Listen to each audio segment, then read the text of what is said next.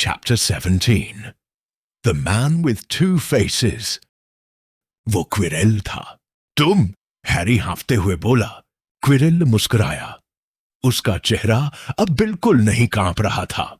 मैं, उसने शांत स्वर में कहा। मैं सोच रहा था कि क्या मैं यहां तुम्हारा सामना करूंगा पॉटर, लेकिन मुझे लगा था स्नेप। सेवरस? क्विरेल हंसा, और ये उसकी वो कांपती हुई पतली हंसी नहीं थी, बल्कि ठंडी और तेज थी। हां, सेवरस देखने में वैसा ही लगता है ना? बहुत काम आता है वो। ऐसे उड़ता रहता है जैसे कोई बहुत बड़ा चमगादड़। उसके बगल में कौन शक करेगा कि बेचारा हकलाता हुआ प्रोफेसर क्विरेल कुछ कर सकता है। हैरी को इस पर यकीन ही नहीं हो रहा था। ये सच नहीं हो सकता, नहीं हो सकता। लेकिन स्नेप ने तो मुझे मारने की कोशिश की थी। नहीं, नहीं, नहीं, मैंने तुम्हें मारने की कोशिश की थी। तुम्हारी दोस्त मिस ग्रेंजर ने मुझे गलती से गिरा दिया था जब वो उस क्विडिच मैच में स्नेप को जलाने के लिए भाग रही थी। उसने मेरी तुमसे आंखों की कांटेक्ट तोड़ दी थी। बस कुछ और सेकंड मिलते और मैं तुम्हें झाड़ू से गिरा चुका होता। मैं ये पहले ही कर चुका होता अगर स्नेप तुम्हें बचाने के लिए उल्टा जादू न बोल रहा होता। स्नेप मुझे बचाने की कोशिश कर रहा था। बिल्कुल, क्विरेल ने ठंडे अंदाज में कहा।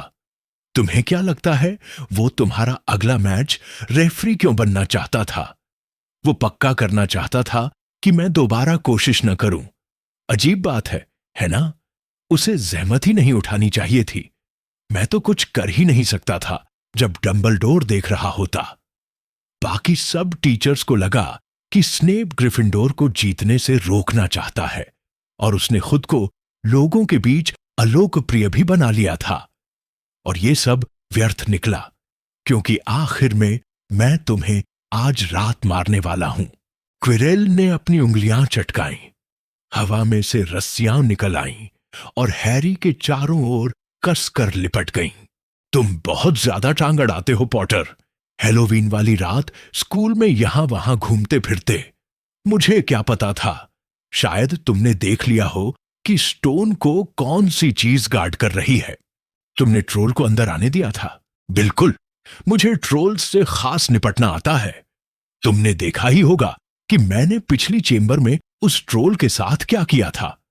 दुर्भाग्य से जब सब लोग इधर उधर भाग रहे थे, स्नेप, जिसे पहले से मुझ पर शक था, सीधा तीसरी मंजिल पर चला गया मुझे रोकने के लिए। और मेरा ट्रोल न तो तुम्हें मार पाया और न ही वो 3 सिर वाला कुत्ता स्नेप की टांग को ठीक से काट पाया। अब चुपचाप बैठो पॉटर। मुझे इस दिलचस्प आईने को ध्यान से देखना है। उसी समय हैरी को एहसास हुआ कि क्विरेल के पीछे क्या खड़ा था। वो था एराइजेड का आईना। ये आईना स्टोन को खोजने की कुंजी है, क्विरेल ने बुदबुदाते हुए कहा, और फ्रेम के चारों ओर अपनी उंगली घुमाने लगा। डंबलडोर से ऐसी कोई चीज ही उम्मीद की जा सकती है, लेकिन वो तो लंदन में है। जब तक वो लौटेगा मैं बहुत दूर जा चुका होऊंगा। हैरी के दिमाग में बस यही चल रहा था कि किसी तरह क्विरेल को बातों में उलझाए रखे ताकि वो आईने पर ध्यान न दे पाए। मैंने तुम्हें और स्नेप को जंगल में देखा था, हैरी अचानक बोल पड़ा। हां, क्विरेल ने लापरवाही से कहा। आईने के पीछे जाकर उसे देखने लगा। तब तक वो मुझ पर शक करने लगा था, जानना चाहता था कि मैं कहां तक पहुंच चुका हूं। उसे शुरू से मुझ पर शक था।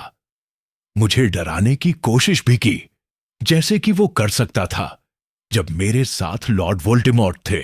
क्विरेल आईने के पीछे से बाहर आया और भूखे जैसे नजरों से उसमें देखने लगा। मैं स्टोन को देख रहा हूं, मैं इसे अपने मास्टर को दे रहा हूं, लेकिन यह है कहां? हैरी ने खुद को उन रस्सियों से छुड़ाने की बहुत कोशिश की, लेकिन वो हिली भी नहीं।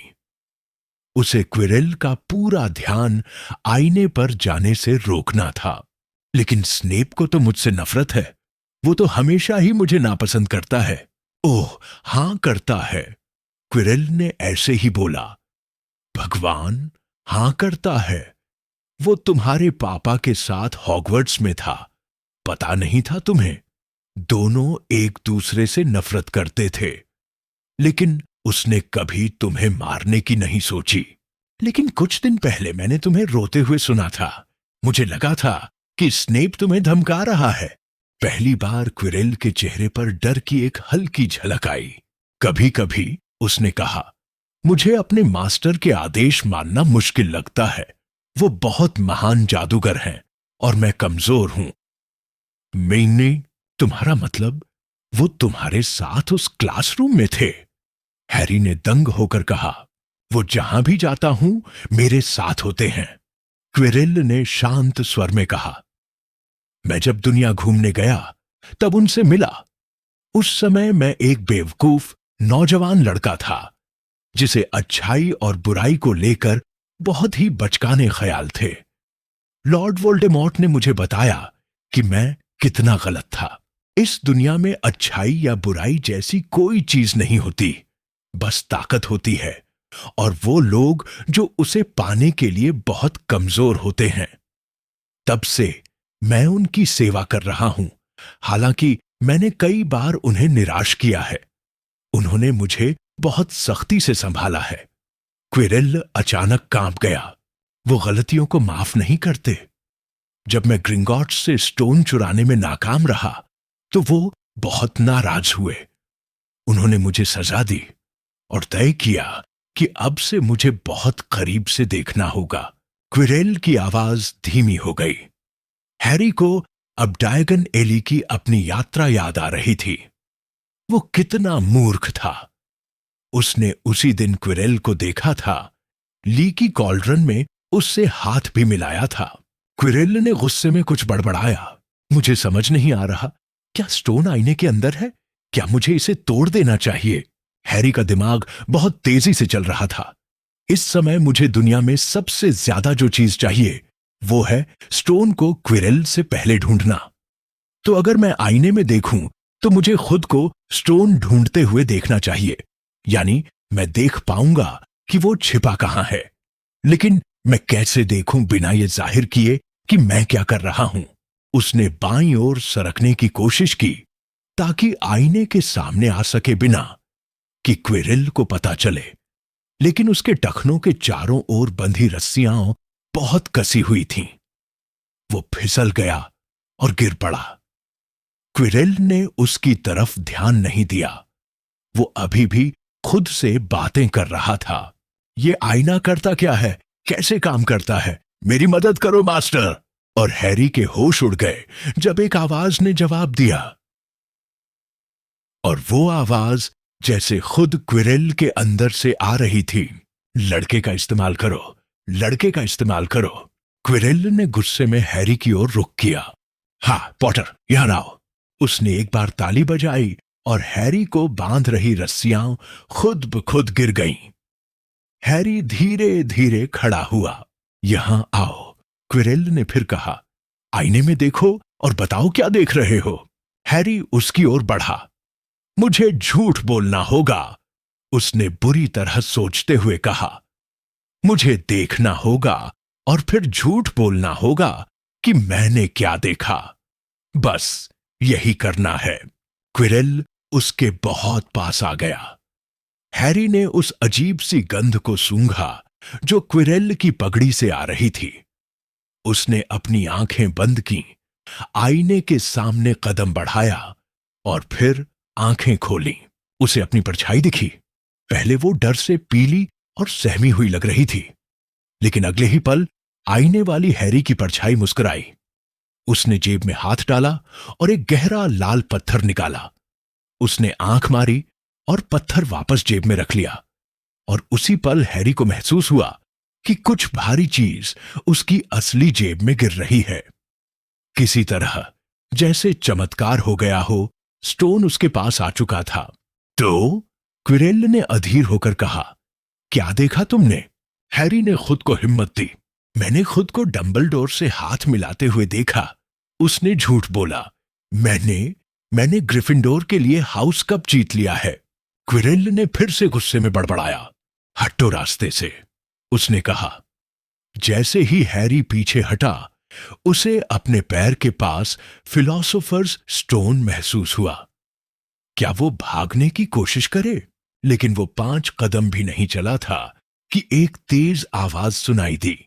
हालांकि क्विरेल के होंठ नहीं हिल रहे थे।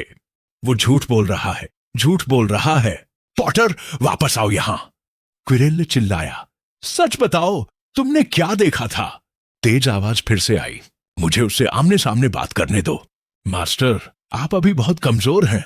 मेरे पास ताकत है इतना करने के लिए। हैरी को ऐसा महसूस हुआ जैसे डेविल्स स्नेयर ने उसे जमीन से बांध लिया हो। वो अपनी जगह से हिल तक नहीं पा रहा था। डरा हुआ वो देखता रहा जैसे क्विरेल ने अपने सिर की पगड़ी खोलनी शुरू की। क्या हो रहा था? पगड़ी नीचे गिर गई। क्विरेल का सिर बिना पगड़ी के अजीब छोटा लग रहा था। फिर उसने धीरे धीरे घूमना शुरू किया। हैरी चिल्लाना चाहता था, लेकिन एक आवाज भी नहीं निकल सकी। जहां क्विरेल के सिर का पिछला हिस्सा होना चाहिए था, वहां एक चेहरा था। हैरी ने अपनी जिंदगी में ऐसा डरावना चेहरा पहले कभी नहीं देखा था। वो बिल्कुल सफेद था और उसमें जलती हुई लाल आंखें थीं और सांप की तरह पतली नाक की जगह बस चीरे थे। हैरी पॉटर, उस चेहरे ने फुसफुसाते हुए कहा। हैरी ने पीछे हटने की कोशिश की, लेकिन उसके पैर हिल ही नहीं रहे थे। देखा, मैंने क्या बन गया हूं?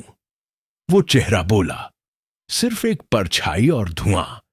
मेरा कोई शरीर नहीं है जब तक मैं किसी और के शरीर का इस्तेमाल न करूं। लेकिन हमेशा कुछ लोग रहे हैं जो मुझे अपने मन और दिल में जगह देने को तैयार थे। इन पिछले हफ्तों में यूनिकॉर्न का खून मुझे ताकत दे रहा है। तुमने देखा था ना वफादार क्विरेल को मेरे लिए जंगल में वो खून पीते हुए। और एक बार जब मुझे जीवन अमृत एलिक्सर ऑफ लाइफ मिल जाएगा, मैं अपना खुद का शरीर बना सकूंगा। अब क्यों नहीं तुम वो स्टोन दे देते जो तुम्हारी जेब में है? तो उसे पता चल गया था। हैरी की टांगों में अचानक से ताकत वापस आ गई। वो लड़खड़ाता हुआ पीछे हटा। मूर्ख मत बनो, उस चेहरे ने गुस्से में कहा। अपनी जान बचाओ और मेरे साथ आ जाओ, वरना तुम्हारा वही हाल होगा जो तुम्हारे मां बाप का हुआ। उन्होंने मुझसे रहम की भीख मांगी थी जब मरे। झूठा! हैरी अचानक चिल्लाया। क्विरेल पीछे की ओर चलता हुआ हैरी की ओर बढ़ा ताकि वोल्डेमॉर्ट उसे देख सके। वो डरावना चेहरा अब मुस्कुरा रहा था। कितना भावुक! उसने सरसराते हुए कहा। मुझे हमेशा बहादुरी पसंद रही है। हां लड़के, तुम्हारे माता पिता बहादुर थे। मैंने पहले तुम्हारे पिता को मारा। उसने जमकर मुकाबला किया, लेकिन तुम्हारी मां को मरना नहीं था। वो तो तुम्हें बचाने की कोशिश कर रही थी। अब मुझे स्टोन दे दो, वरना उसकी मौत बेकार चली जाएगी। कभी नहीं। हैरी आग से भरे दरवाजे की ओर दौड़ा, लेकिन वोल्डेमॉर्ट ने चिल्लाकर कहा, पकड़ो उसे। और अगले ही पल हैरी ने महसूस किया कि क्विरेल का हाथ उसकी कलाई पर कस गया था। तुरंत हैरी के माथे में तेज दर्द हुआ। ऐसा लगा जैसे उसका सिर 2 टुकड़ों में बंट जाएगा। वो चिल्लाया, पूरी ताकत से संघर्ष किया। और हैरानी की बात यह थी कि क्विरेल ने उसे छोड़ दिया। उसके सिर का दर्द थोड़ा कम हुआ। उसने इधर उधर देखा कि क्विरेल कहां गया, और उसने देखा कि वो दर्द में झुका हुआ अपने हाथों को देख रहा था। उसकी उंगलियां उसकी आंखों के सामने जल रही थीं। पकड़ो उसे, पकड़ो! वोल्डेमॉर्ट फिर चिल्लाया और क्विरेल हैरी पर झपट पड़ा। उसे पूरी ताकत से जमीन पर गिरा दिया और उसकी गर्दन दोनों हाथों से जकड़ ली। हैरी का माथे का निशान इतनी तेज जल रहा था कि वो कुछ देख भी नहीं पा रहा था, लेकिन वो साफ साफ सुन पा रहा था कि क्विरेल दर्द से चिल्ला रहा था, मास्टर, मैं उसे पकड़ नहीं पा रहा। मेरे हाथ, मेरे हाथ! क्विरेल, जो हैरी को अपने घुटनों से जमीन पर दबाए हुए था, उसकी गर्दन छोड़कर अपने जलते हुए हाथों को घूरने लगा। हैरी देख सकता था कि उसके हाथ जले हुए, कच्चे और चमकते हुए लाल हो गए थे। तो उसे मार दो मूर्ख और खत्म करो, वोल्डेमॉर्ट चीख पड़ा। क्विरेल ने अपने हाथ उठाए एक घातक जादू करने के लिए, लेकिन हैरी ने बिना सोचे समझे उसका चेहरा पकड़ लिया। आर्ग! क्विरेल हैरी से दूर लुढ़क गया। उसका चेहरा भी जलने लगा और तभी हैरी को समझ आया, क्विरेल उसकी खुली त्वचा को छू नहीं सकता। उसे भयानक दर्द होता है। उसकी एकमात्र उम्मीद यही थी कि वो क्विरेल को पकड़े रखे, ताकि उसे इतना दर्द होता रहे कि वो कोई जादू न कर सके। हैरी खड़ा हुआ, क्विरेल का हाथ पकड़ा और जितनी ताकत हो सके उतनी कसकर पकड़े रहा। क्विरेल चिल्लाया और हैरी को खुद से दूर झटकने की कोशिश करने लगा। हैरी के माथे का दर्द और बढ़ता जा रहा था। अब वो कुछ देख नहीं पा रहा था, बस क्विरेल की भयानक चीखें और वोल्डेमॉर्ट की चिल्लाहटें सुन पा रहा था। मार दो उसे, मार दो! और कुछ और आवाजें शायद हैरी के दिमाग में ही गूंज रही थीं, चिल्ला रही थीं, हैरी, हैरी! उसे महसूस हुआ कि क्विरेल का हाथ उसके पकड़ से छूट गया और उसे लगा कि सब कुछ खत्म हो गया। और फिर वो काले अंधेरे में गिर गया, गिरता गया, गिरता गया। उसके ऊपर कुछ सुनहरा चमक रहा था। स्निच! उसने उसे पकड़ने की कोशिश की, लेकिन उसके हाथ बहुत भारी लग रहे थे। उसने पलकें झपकाईं। वो स्निच नहीं था, वो था एक चश्मा। कितना अजीब था। उसने फिर झपकाईं। डंबलडोर का मुस्कुराता हुआ चेहरा उसकी नजरों के सामने आया। गुड आफ्टरनून, हैरी, डंबलडोर ने कहा। हैरी उसे घूरता रहा, फिर उसे याद आया, सर, स्टोन! वो क्विरेल था, उसके पास स्टोन है। सर, जल्दी! शांत हो जाओ मेरे बच्चे, तुम थोड़े पीछे हो, डंबलडोर ने कहा। क्विरेल के पास स्टोन नहीं है, तो फिर किसके पास है, सर? मैं... हैरी, कृपया आराम करो, नहीं तो मैडम पॉम्फ्री मुझे बाहर फेंक देंगी। हैरी ने गले से थूक निकला और अपने चारों ओर देखा। उसे एहसास हुआ कि वो अस्पताल के कमरे में है। वो एक बिस्तर पर लेटा था, जिस पर सफेद चादरें बिछी थीं, और उसके पास वाली मेज पर आधी कैंडी शॉप जितनी मिठाइयां भरी थीं। तुम्हारे दोस्तों और प्रशंसकों की ओर से, डंबलडोर मुस्कुराए। जो कुछ भी प्रोफेसर क्विरेल और तुम्हारे बीच तहखाने में हुआ, वो एक पूरा गुप्त मामला है, इसलिए जाहिर है पूरे स्कूल को पता चल चुका है। मुझे लगता है तुम्हारे दोस्त फ्रेड और जॉर्ज वीसली जिम्मेदार थे तुम्हें एक टॉयलेट सीट भेजने की कोशिश करने के लिए। मुझे कोई शक नहीं कि उन्हें लगा होगा इससे तुम्हें हंसी आएगी, लेकिन मैडम पॉम्फ्री को लगा कि वो बहुत साफ सुथरा नहीं होगा और उन्होंने उसे जब्त कर लिया। मैं कितने समय से यहां हूं? 3 दिन। मिस्टर रॉन वीएसली और मिस ग्रेंजर बहुत खुश होंगे कि तुम होश में आ गए हो। वो बहुत चिंतित थे। लेकिन सर, स्टोन, मैं देख रहा हूं कि तुम्हारा ध्यान भटकाना आसान नहीं है। ठीक है स्टोन, प्रोफेसर क्विरेल वो तुमसे नहीं ले पाया। मैं सही समय पर पहुंच गया था उसे रोकने के लिए। हालांकि मैं कहूंगा कि तुम अकेले ही बहुत अच्छा कर रहे थे। आप पहुंच गए थे, आपको हरमाइनी का उल्लू मिल गया था। हम शायद रास्ते में ही क्रॉस कर गए थे। जैसे ही मैं लंदन पहुंचा, मुझे एहसास हुआ कि मुझे वहीं वापस जाना चाहिए जहां से आया था। मैं ठीक समय पर पहुंचा और क्विरेल को तुमसे अलग किया। तो वो आप थे। मुझे डर था कि मैं देर न कर दूं। आप लगभग देर ही कर देते। मैं स्टोन को उससे ज्यादा देर नहीं बचा पाता। स्टोन नहीं बच्चे, तुम्हें बचाना ही बहुत मुश्किल था। एक पल के लिए मुझे लगा था कि तुम नहीं बच पाओगे। जहां तक स्टोन की बात है, उसे नष्ट कर दिया गया है। नष्ट कर दिया? हैरी ने हैरान होकर कहा। लेकिन आपके दोस्त निकोलस फ्लेमेल... ओह, तुम्हें निकोलस के बारे में पता है? डंबलडोर ने कहा, और वो बड़े खुश लग रहे थे। तुमने सब कुछ ठीक से किया, है ना? खैर, निकोलस और मैंने आपस में बात की और हम दोनों ने तय किया कि ये सबके लिए अच्छा ही होगा। लेकिन इसका मतलब है कि वो और उनकी पत्नी मर जाएंगे, है ना?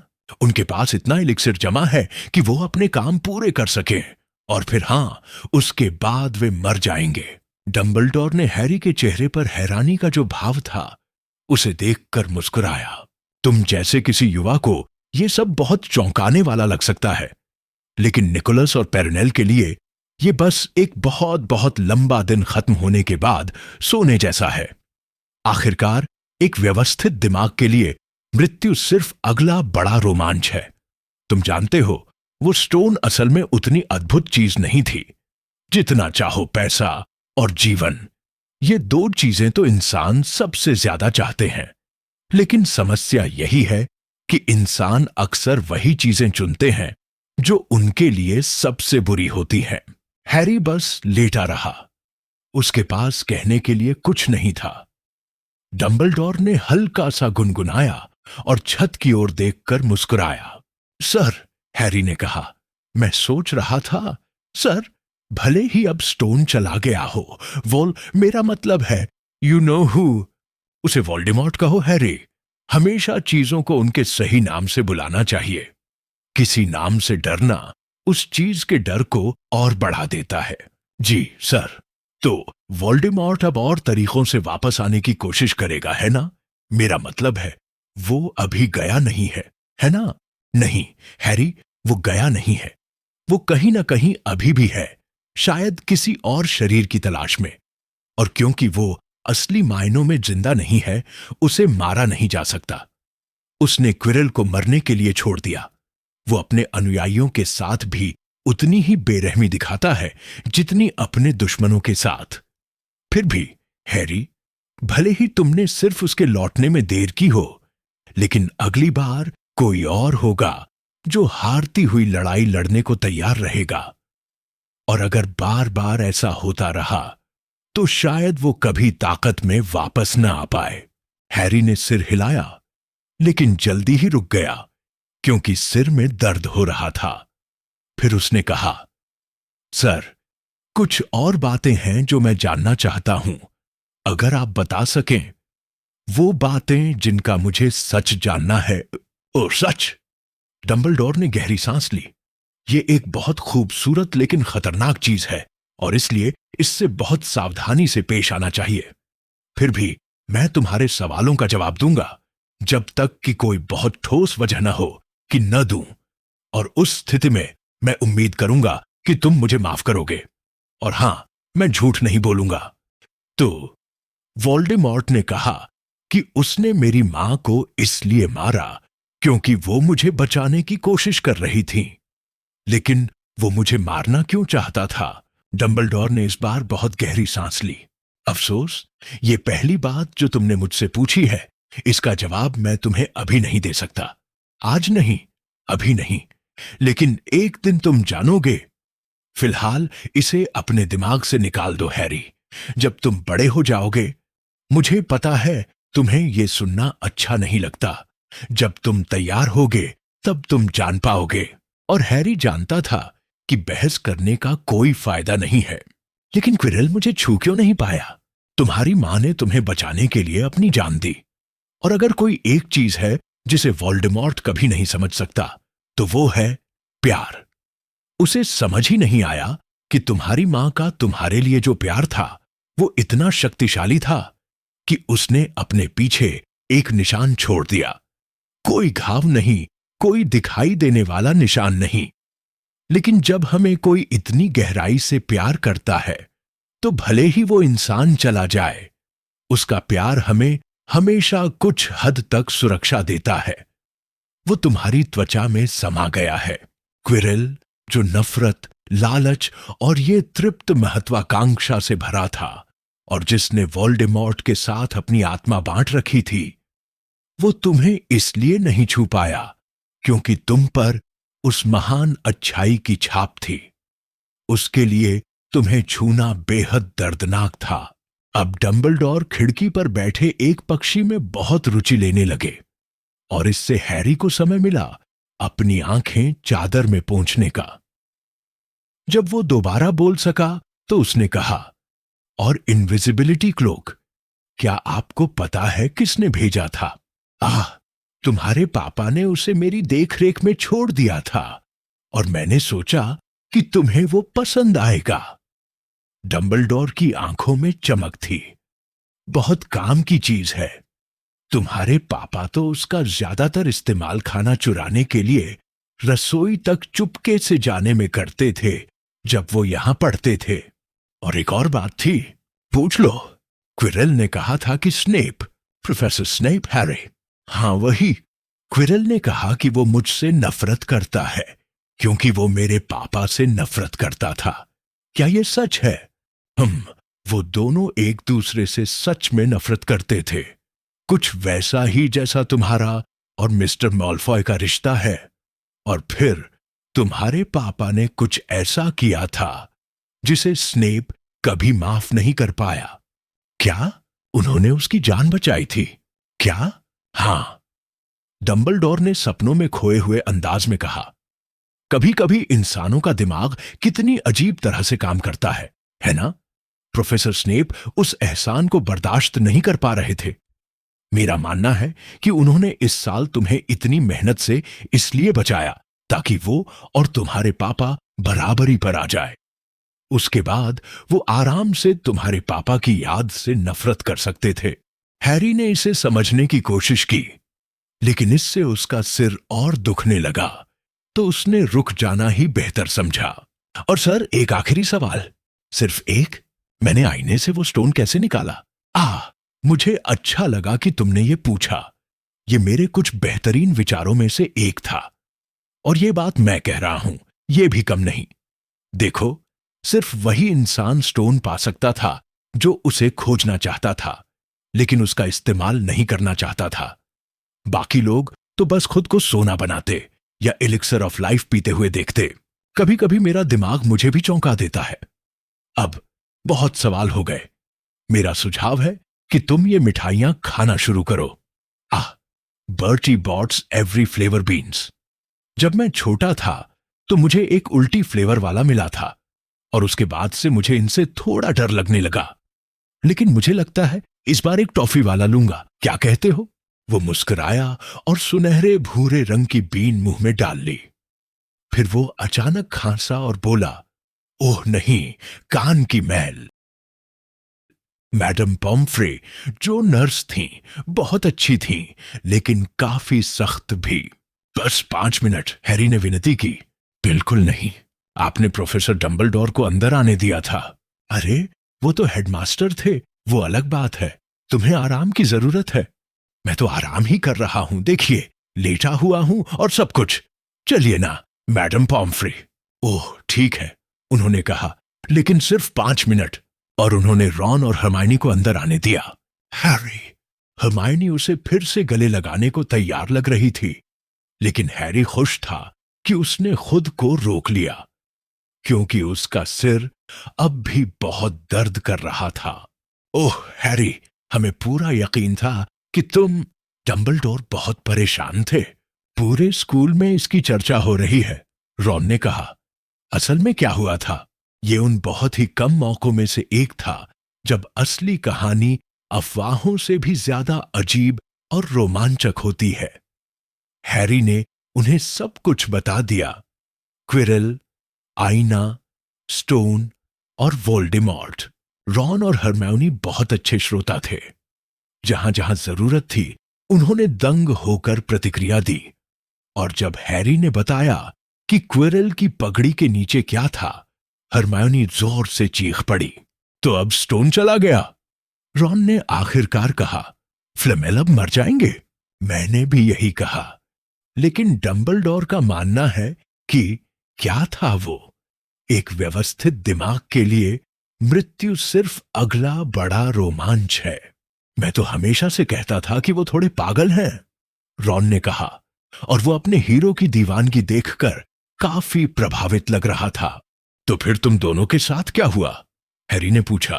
खैर, मैं सही सलामत लौट आई, हरमाइनी ने कहा।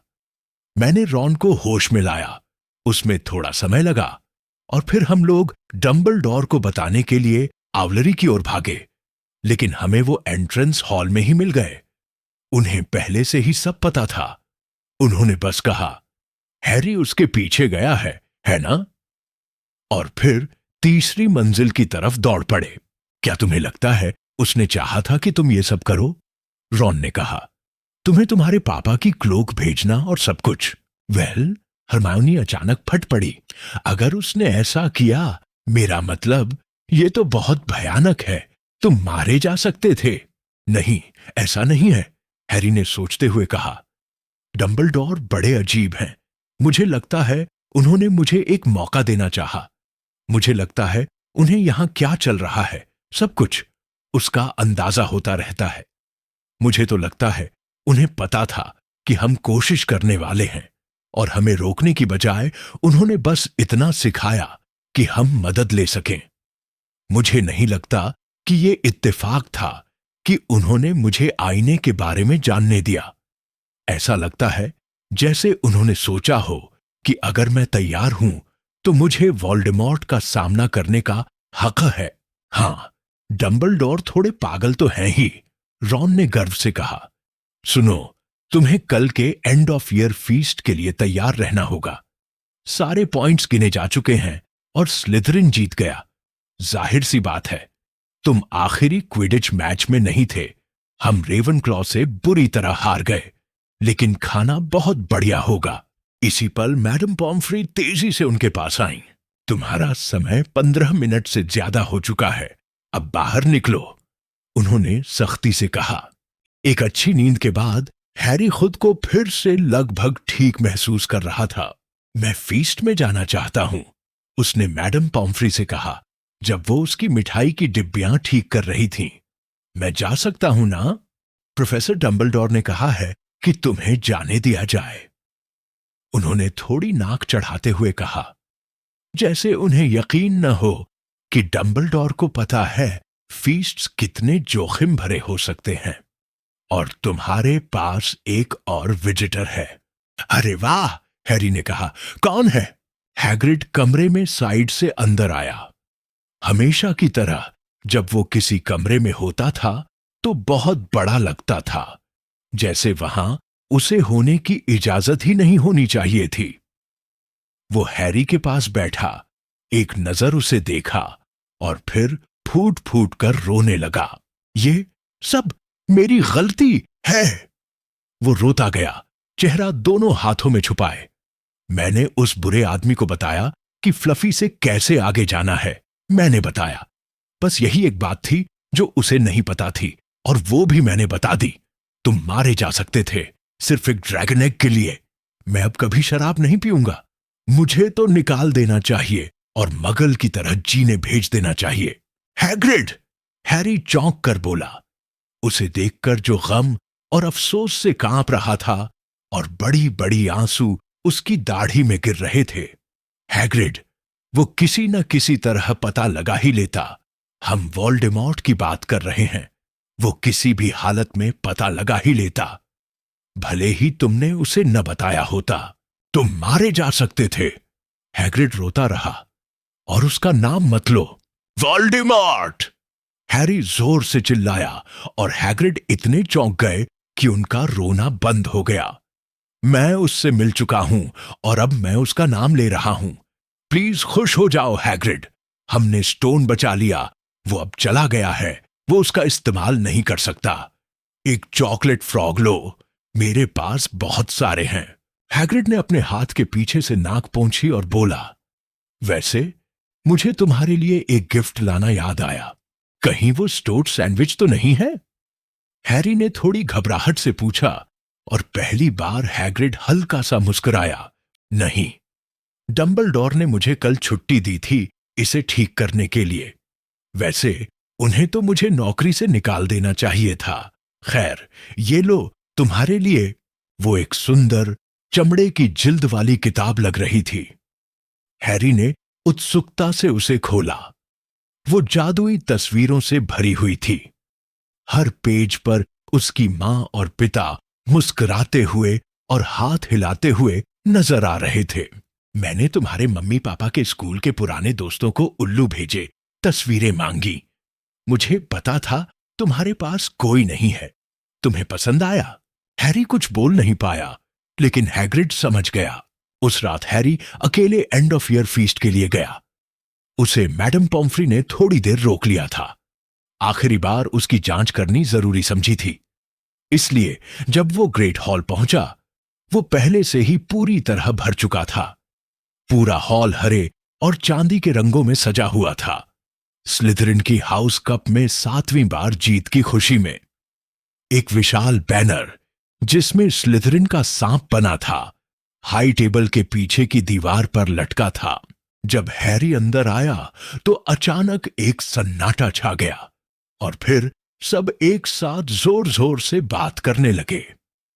वो रॉन और हरमायोनी के बीच ग्रिफिंडोर टेबल पर चुपचाप बैठ गया और लोगों की घूरती नजरों को अनदेखा करने की कोशिश की। सौभाग्य से कुछ ही देर में डंबलडोर वहां पहुंच गए। अचानक ही शोर बंद हो गया। एक और साल खत्म, डंबलडोर ने खुशी से कहा, और मैं तुम लोगों को एक बूढ़े आदमी की थोड़ी बहुत बकवास सुनने को मजबूर करूंगा, इससे पहले कि हम इस स्वादिष्ट भोजन का आनंद लें। क्या साल था ये? उम्मीद करता हूं कि तुम्हारे दिमाग पिछले साल से थोड़े ज्यादा भरे हुए हैं और अब तुम्हारे पास पूरा गर्मी का समय है उन्हें फिर से खाली करने के लिए, अगले साल से पहले। अब जैसा कि मैं समझता हूं, हाउस कप का ऐलान बाकी है और पॉइंट्स कुछ इस तरह से हैं। चौथे नंबर पर ग्रिफिंडोर 312 अंकों के साथ, तीसरे पर हफलपफ 352 के साथ, रेवनक्लॉ के पास 426 और स्लिथरिन के पास 472 हैं। स्लिथरिन टेबल पर जबरदस्त तालियां और शोर मच गया। हैरी ने देखा कि ड्रेको मैलफॉय अपने गॉबलेट को जोर जोर से टेबल पर मार रहा था। ये सब देखना बहुत परेशान करने वाला था। हाँ, बहुत बढ़िया स्लिथरिन, डंबलडोर ने कहा। हालांकि हाल ही की कुछ घटनाओं को भी ध्यान में लेना होगा। कमरा एकदम शांत हो गया। स्लिथरिन्स की मुस्कुराहट थोड़ी धीमी पड़ गई। डंबलडोर ने कहा, मेरे पास कुछ आखिरी मिनट के पॉइंट्स बांटने बाकी हैं। देखते हैं। हाँ, सबसे पहले मिस्टर रोनाल्ड वीजली को। रॉन का चेहरा बैंगनी हो गया। वो किसी ऐसे मूली जैसा लग रहा था जिस पर जबरदस्त धूप पड़ी हो। उस शतरंज के खेल के लिए जो हॉगवर्ट्स में सालों में सबसे अच्छा देखा गया, मैं ग्रिफिंडोर हाउस को 50 अंक देता हूं। ग्रिफिंडोर की तालियां इतनी जोर से गूंजी कि जादुई छत तक हिलने लगी। ऊपर की तारों जैसी चमकती छत जैसे कांप गई हो। पर्सी को बाकी प्रीफेक्ट्स से कहते सुना जा सकता था, मेरा भाई, जानते हो, मेरा सबसे छोटा भाई मैगोनेगल के दैत्याकार शतरंज सेट को पार कर गया। आखिरकार वहां दोबारा शांति छा गई। दूसरा, मिस हरमायनी ग्रेंजर को आग जैसी स्थिति में शांत दिमाग और तर्क का उपयोग करने के लिए मैं ग्रिफिंडोर हाउस को 50 अंक देता हूं। हरमायनी ने अपना चेहरा अपनी बाहों में छुपा लिया। हैरी को पूरा यकीन था कि वो रो पड़ी थी। ग्रिफिंडोर टेबल पर हर कोई खुशी से पागल हो रहा था। अब वे 100 अंक से आगे थे। तीसरे, मिस्टर हैरी पॉटर को। डंबलडोर बोले। कमरा एकदम शांत हो गया। खालिस हिम्मत और जबरदस्त बहादुरी के लिए मैं ग्रिफिंडोर को 60 अंक देता हूं। ताली शोर इतना तेज था कि कुछ भी सुनाई नहीं दे रहा था। जो लोग चिल्लाते हुए भी जोड़ घटाव कर पा रहे थे, उन्हें पता चल गया था कि ग्रिफिंडोर के अब 472 अंक हो चुके हैं, ठीक स्लिथरिन के जितने। दोनों हाउस बराबरी पर थे। बस अगर डंबलडोर ने हैरी को एक और अंक दिया होता। डंबलडोर ने हाथ उठाया।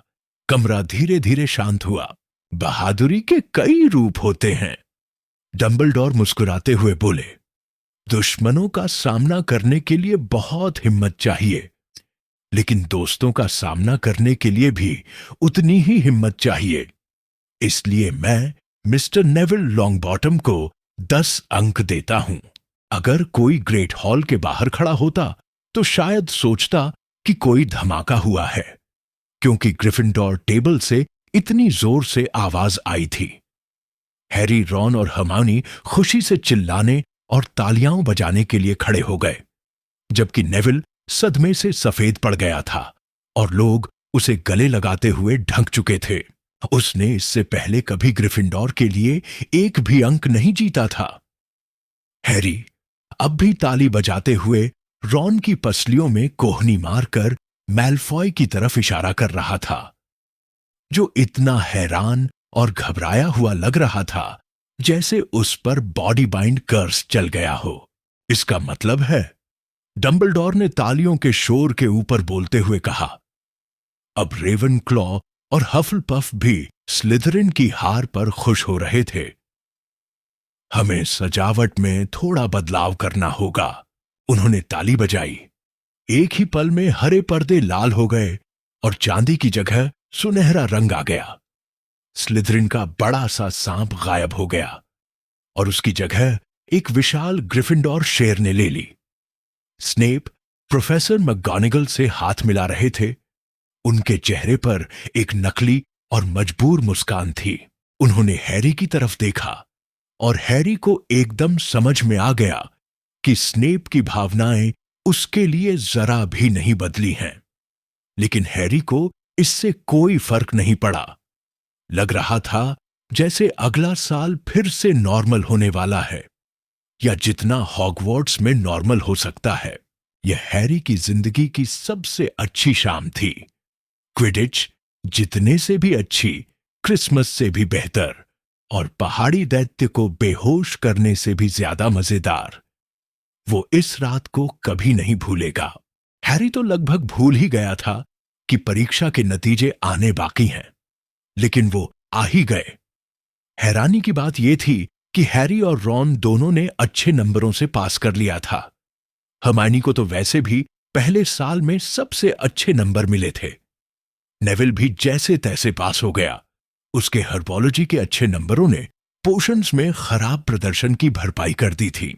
उन्होंने उम्मीद की थी कि गॉयल, जो उतना ही बेवकूफ था जितना वो बदतमीज था, शायद फेल हो जाए, लेकिन वो भी पास हो गया।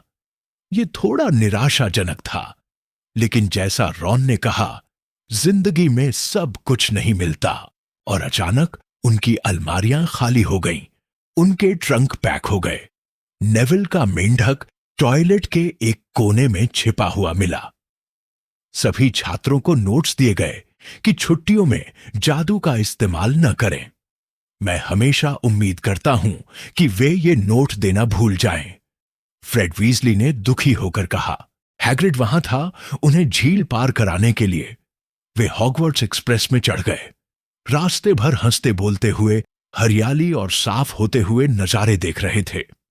बर्टी बॉट्स की हर स्वाद वाली मिठाइयां खाते हुए मगल टाउन पार कर रहे थे। अपने जादुई रोब्स उतारकर जैकेट्स और कोट पहन रहे थे और आखिरकार किंग्स क्रॉस स्टेशन के प्लेटफॉर्म 9 3/4 पर पहुंच गए। सबके लिए प्लेटफॉर्म से बाहर निकलना थोड़ा समय लगा। टिकट बैरियर के पास एक बुजुर्ग गार्ड खड़ा था, जो 2-2, 3-3 छात्रों को बाहर निकाल रहा था, ताकि सारे बच्चे एक साथ दीवार से बाहर न निकलें और मगल्स डर न जाए। तुम लोग इस गर्मी में जरूर हमारे घर आना, रॉन ने कहा। दोनों, मैं तुम्हें उल्लू से चिट्ठी भेजूंगा। थैंक्स, हैरी ने कहा। मुझे कुछ चाहिए होगा जिसका मैं इंतजार कर सकूं। लोग उन्हें धक्का देते हुए आगे बढ़ रहे थे, मगल दुनिया की ओर वापस जाने वाले रास्ते की तरफ। कुछ लोगों ने पुकारा, bye Harry, see you Potter. अब भी फेमस हो, रॉन ने हंसते हुए कहा। जहां मैं जा रहा हूं वहां नहीं हूं, ये मैं पक्का कहता हूं, हैरी ने जवाब दिया। वो तीनों, हैरी, रॉन और हर्मायोनी, एक साथ गेटवे से गुजरे। वो रहा मम, वो रहा देखो। ये रॉन की छोटी बहन जिनी वीजली थी, लेकिन वो रॉन की तरफ नहीं इशारा कर रही थी। हैरी पॉटर, वो चीखी। देखो मम, मुझे दिख रहा है। चुप रहो जिनी, और किसी की तरफ इशारा करना बदतमीजी होती है। मिसेस वीजली ने मुस्कुराते हुए नीचे देखा। बड़ा व्यस्त साल रहा, उन्होंने पूछा। बहुत, हैरी ने कहा। फज और स्वेटर के लिए थैंक्स, मिसेस वीजली। अरे, इसमें क्या है बेटा, तैयार हो? ये अंकल वर्नन थे, अब भी गुस्से से लाल चेहरा, अब भी बड़ी मूंछें, और अब भी उस बात से चिढ़े हुए कि हैरी इतने आम लोगों से भरे स्टेशन पर एक पिंजरे में उल्लू लेकर घूम रहा है। उनके पीछे खड़ी थी आंट पिटूनिया और डडली, जो हैरी को देखकर डर के मारे सहमे हुए लग रहे थे। आप हैरी के परिवार वाले होंगे, मिसेस वीजली ने कहा। एक तरह से, अंकल वर्नन ने कहा। जल्दी कर लड़के, हमारे पास सारा दिन नहीं है। वो आगे बढ़ गए। हैरी थोड़ा पीछे रह गया ताकि रॉन और हरमायोनी से आखिरी बार बात कर सके। गर्मी में फिर मिलते हैं, उम्मीद है तुम्हारी, मतलब छुट्टियां अच्छी जाए, हरमायोनी ने कहा। थोड़ी हैरान होकर अंकल वर्नन को जाते हुए देखती रही कि कोई इतना बदतमीज कैसे हो सकता है। ओह, मेरी छुट्टियां तो जबरदस्त होंगी, हैरी ने कहा, और वो दोनों हैरान रह गए हैरी के चेहरे पर फैलती मुस्कान देखकर। उन्हें नहीं पता कि हम घर पर जादू नहीं कर सकते। इस गर्मी में डडली के साथ बहुत मजे करने वाला हूं। और इस तरह हैरी का पहला साल हॉगवर्ट्स में खत्म हुआ। दोस्त बने, डरों का सामना किया, जादू सीखा और वोल्डेमॉर्ट से आमना सामना किया और बच भी गया। लेकिन ये अंत नहीं है, ये तो सिर्फ एक शुरुआत है, क्योंकि अगली किताब में रहस्य और गहरे होंगे। एक प्राचीन चैम्बर खुलेगा और एक खतरनाक ताकत रिहा होगी। Harry Potter and the chamber of secrets बहुत जल्द आ रही है, और इस बार खतरा कहीं ज्यादा पास होगा। लेकिन सुनो, इतना ही नहीं है, अब तुम्हारे लिए एक मौका है खुद उस कहानी का हिस्सा बनने का। हम लेकर आ रहे हैं हैरी पॉटर इमर्सिव एक्सपीरियंस, एक जादुई ऑडियो जर्नी, जहां मुख्य किरदार हो तुम। तुम्हें चिट्ठी मिलेगी, तुम ओलिवेंडर्स जाओगे और तुम खुद चढ़ोगे उस ट्रेन में जो लेकर जाती है प्लेटफॉर्म 934 से हॉगवर्ट्स तक। बुक 1 की सभी एपिसोड्स इंग्लिश और हिंदी दोनों में अब चैनल पर उपलब्ध हैं। अगर तुम्हें यह सफर पसंद आया तो फॉलो जरूर करो, हर चैप्टर सुनो और इस जादू को दूसरों से भी शेयर करो, क्योंकि ये तो बस शुरुआत है। हॉगवर्ट्स जाने वाली ट्रेन हमेशा तैयार है, तुम्हें बस प्ले दबाना है।